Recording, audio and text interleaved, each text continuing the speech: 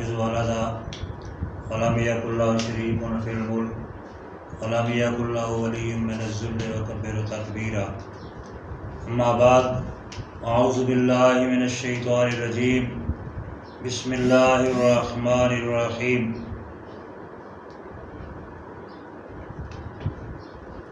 وألقي السحرة ساجدين قالوا آمنا برب العالمين. معزز ناظرین، اس سے قبل ہم نے حقیقی جادو کے بارے میں قرآن و حدیث کے دلائل سے ثابت کیا تھا، اور آج مجازی جادو کے بارے میں آپ کے سامنے بیان کر رہے ہیں۔ مجازی جادو کی وہ قسم ہے جس سے کسی چیز کو حقیقی طور پر متاثر نہیں کیا جا سکتا اور نہ ہی تبدیل کیا جا سکتا ہے۔ صرف اور صرف دیکھنے والوں کی آنکھوں کو دھوکہ دیا جاتا ہے اور شبہ بازی کے ذریعے سے لوگوں کو دھوکہ میں ڈال کر گمراہ کیا جاتا ہے، یعنی لوگوں کی آنکھوں پر یا ان کے دل و دماغ پر جادو کے اثرات سے، مختلف منتر کے اثرات سے ایسا ظاہر کیا جاتا ہے کہ جیسے حقیقت میں کوئی چیز تبدیل ہو چکی ہے، حالانکہ وہ چیز تبدیل نہیں ہوتی بلکہ اپنی اصلی حالت میں ہوتی ہے، یعنی دیکھنے والے کو چیز جو غیر متحرک ہے وہ متحرک نظر آ رہی ہوتی ہے۔ اسی طرح چھوٹی چیز کو بڑا کر کے دکھا دیا جاتا ہے اور اس کے آنکھوں اور دماغ کو ایسا متاثر کیا جاتا ہے کہ جو کچھ جادوگر کہتا ہے وہی وہ بھی کہنے لگتا ہے، اور جو کچھ وہ سوچتا ہے ویسے ہی وہ سوچنے لگتا ہے، جو کچھ جادوگر اسے دکھاتا ہے وہی اسے نظر آتا ہے، یعنی اس کی آنکھوں پر، دل و دماغ پر جادو کر کے ایسے ہی محسوس ہوتا ہے کہ جیسے واقعتاً ہی یہ چیز تبدیل ہو چکی ہے، ساکن چیز جو ہے وہ حرکت کرنے لگی ہے۔ تو اس کی مثال جو قرآن مجید میں بیان کی گئی ہے وہ موسیٰ علیہ السلام کے دور میں، جب موسیٰ علیہ السلام فرعون کے پاس گئے اور انہیں اللہ تعالیٰ کی طرف دعوت دی، انہیں اللہ کا پیغام سنایا اور یہ بتایا کہ میں اللہ کا رسول بن کے آیا ہوں، تو فرعون جو ہے وہ موسیٰ علیہ السلام سے مخاطب ہوا اور کہنے لگا کہ اگر تو حقیقی نبی ہے، واقعتاً ہی اللہ کا پیغمبر ہے، تو پھر مجھے کوئی نشانی دکھا، معجزہ دکھا۔ تو موسیٰ علیہ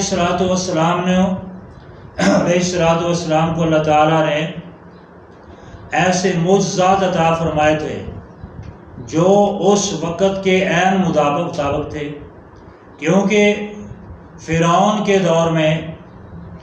اس کے دور حکومت میں ہر طرف جادو کا رواج تھا، بڑے بڑے جادوگر موجود تھے اور انہوں نے اپنی دھانک بٹھا رکھی تھی۔ تو اللہ تعالیٰ نے بھی موسیٰ علیہ السلام کو ایسے معجزات عطا فرمائے جو ان جادوگروں کے جادو پر حاوی ہو سکیں اور ان کو مات کر سکیں اور اپنا لوہا منوا سکیں۔ تو جب فرعون نے موسیٰ علیہ السلام سے نشانی مانگی، دلیل مانگی، معجزہ مانگا، تو موسیٰ علیہ السلام نے اللہ کے حکم کے مطابق فَأَلْقَىٰ عَصَاهُ فَإِذَا هِيَ ثُعْبَانٌ مُّبِينٌ، اپنا عصا جو ہے وہ زمین پر پھینکا تو دیکھتے ہی دیکھتے وہ ایک بہت بڑا اژدہا بن گیا، سانپ بن گیا اور چلنے لگا۔ اور دوسرا معجزہ وَنَزَعَ يَدَهُ فَإِذَا هِيَ بَيْضَاءُ لِلنَّاظِرِينَ، آپ نے اپنا ہاتھ بغل میں ڈالا اور بغل سے جب نکالا سامنے کیا تو وہ ایسے چمک رہا تھا جیسے چاند چمکتا ہے یا سورج کی روشنی کی طرح اس کی روشنی نظر آ رہی تھی۔ جب فرعون نے اور اس کے درباریوں نے یہ معجزات دیکھے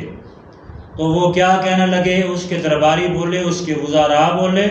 قال الملأ من قوم فرعون ان هذا لساحر علیم، تو وہ فوراً کہنے لگے کہ یہ تو کوئی بڑا پڑھا لکھا جادوگر ہے، یعنی وہ اپنے جادوگروں کی طرح موسیٰ علیہ السلام کو بھی ایک جادوگر خیال کرنے لگے۔ تو انہوں نے فوراً کہہ دیا ان ھذا لساحر علیم، یہ تو بڑا ماہر بڑا کاریگر جادوگر ہے۔ اللہ اکبر، یعنی جب انہوں نے یہ کہہ کر موسیٰ علیہ السلام کے معجزات کا رد کیا تو اس کے مقابلے کے لیے انہوں نے ایک پلان تیار کیا، پروگرام بنایا۔ حضرت موسیٰ علیہ السلام کے ان معجزات کو مات کرنے کے لیے انہوں نے کہا، سرداروں نے یہ موسیٰ علیہ السلام کے بارے فرعون کو مشورہ دیا، کہنے لگے قالوا ارجع واخاہ وارسل فی المدائن حاشرین، اس کو اور اس کے بھائی کو مہلت دو، ان کو روک رکھو اور اپنے شہروں میں قریہ میں لوگوں کو بھیجو تاکہ وہ تمام جادوگروں کو اکٹھا کریں۔ تو اسی طرح ایک دن مقرر کیا گیا، اس دن میں علاقے کے ملک کے تمام جادوگر جو ہے ایک میدان میں جمع کیے گئے۔ جب تمام جادوگر اس میدان میں آ گئے، موسیٰ علیہ السلام اور ہارون علیہ السلام دونوں بھائی بھی وہاں موجود تھے، تو وہ جادوگر کہنے لگے کہ اے موسیٰ علیہ السلام، کیا آپ پہلے نعوذ باللہ اپنا جادو دکھائیں گے یا ہم دکھائیں؟ وہ معجزات کو بھی جادو ہی سمجھ رہے تھے۔ تو موسیٰ علیہ السلام نے فرمایا کہ پہلے تم اپنے کرتب دکھا لو، اپنا جادو دکھا لو، پھر میں جو کچھ اللہ کا حکم ہوا کروں گا۔ تو انہوں نے اس میدان میں جو بڑی بڑی لکڑیاں رسیاں پھینکی ہوئی تھی ان کے بارے میں لوگوں کی آنکھوں پر جادو کیا، یعنی لوگوں کی آنکھوں پر جادو کیا، اور وہ لوگوں کو ایسے محسوس ہو رہا تھا کہ جیسے یہ بڑے بڑے سانپ ہیں اور چل پھر رہے۔ قالوا یا موسیٰ اما ان تلقی و اما ان نکون نحن الملقین قال القوا فلما القوا سحروا اعین الناس۔ یہ آیت جو ہے یہ ہمارے مضمون کے مطابق ہے، ہمارے مضمون کی تصدیق کر رہی ہے کہ ان لوگوں نے جب جادو کیا فلما القوا سحروا اعین الناس، تو انہوں نے لوگوں کی آنکھوں پر جادو کیا، یعنی حقیقت میں وہ لکڑیاں اور وہ رسیاں جو ہیں وہ سانپ نہیں بنے تھے، وہ حرکت نہیں کر رہے تھے، بلکہ لوگوں کو ایسے محسوس ہو رہا تھا کہ جیسے یہ حرکت کرنے لگے ہیں۔ تو اس کی وجہ کیا تھی کہ انہوں نے القوا سحروا اعین الناس، لوگوں کی آنکھوں پر انہوں نے جادو کیا،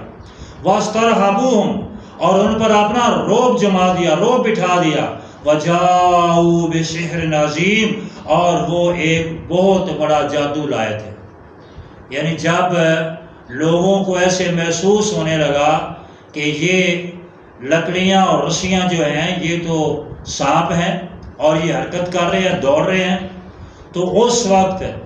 موسیٰ علیہ السلام کو اللہ تعالیٰ نے وحی کی، وَأَوْحَيْنَا إِلَىٰ مُوسَىٰ أَنْ أَلْقِ عَصَاكَ، تو موسیٰ علیہ السلام کو حکم ملا کہ اپنا عصا جو ہے اس کو زمین پر پھینکیں۔ تو موسیٰ علیہ السلام نے اپنا عصا پھینکا، فَإِذَا هِيَ تَلْقَفُ مَا يَأْفِكُونَ، تو جو کچھ انہوں نے جادوگروں نے تیار کیا تھا، بنایا تھا، وہ سب کا سب جو ہے وہ عصا جو ہے اس سے جو اژدہا بنا وہ نکل گیا، یعنی اس کو ختم کر دیا، ان کا جادو جو ہے وہ سارے کا سارا ختم ہو گیا۔ اور معلوم ہوا کہ جو اللہ کی طرف سے معجزہ دیا گیا تھا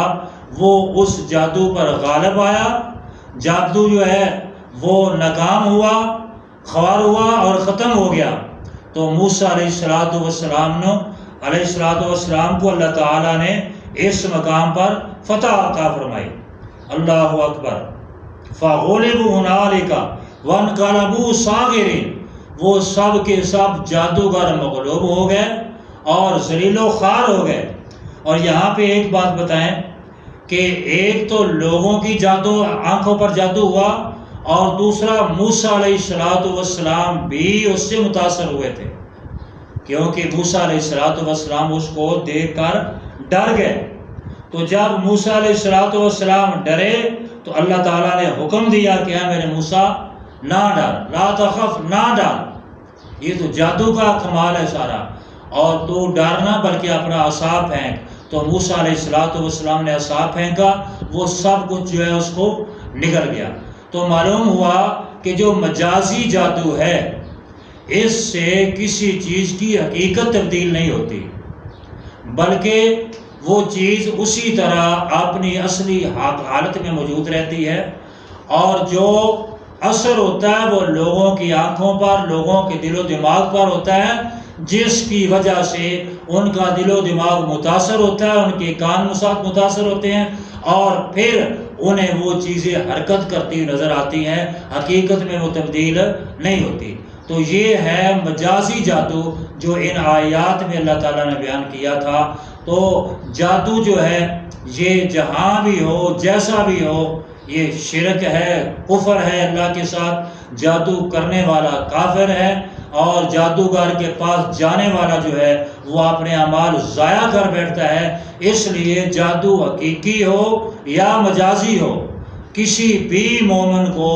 یہ حق حاصل نہیں ہے کہ وہ کسی جادوگر کے پاس جا کر جو ہے وہ اپنے مرض کا علاج دریافت کرے، یا اپنی قسمت کا حال معلوم کرے کسی نجومی کے پاس جا کر، کیونکہ ایسا کرنے سے اس کی عبادت ضائع ہو جاتی ہے، اس کے اعمال ضائع ہو جاتے ہیں۔ اس لیے ہمیں ہمیشہ جادوگروں سے دور رہنا چاہیے، اور آئندہ ویڈیو میں ہم انشاءاللہ بتائیں گے کہ جادو جو ہے وہ جادوگر کیسے سیکھتے ہیں،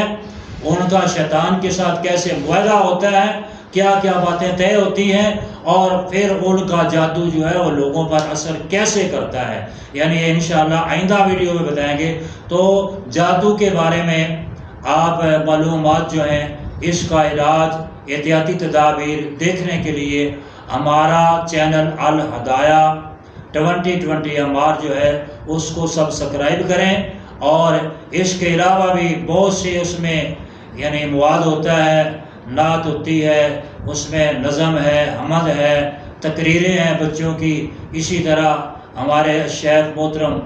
جناب قاری عمار فاروق سعیدی صاحب مدث العلی، ان کے خطبات جمعۃ المبارک ہوتے ہیں۔ تو یہ سب کچھ دیکھنے کے لیے ہمارا چینل جو ہے الہدایہ 2020، اس کو آپ سبسکرائب کریں اور یہ سب کچھ دیکھیں۔ وما علینا الا البلاغ المبین۔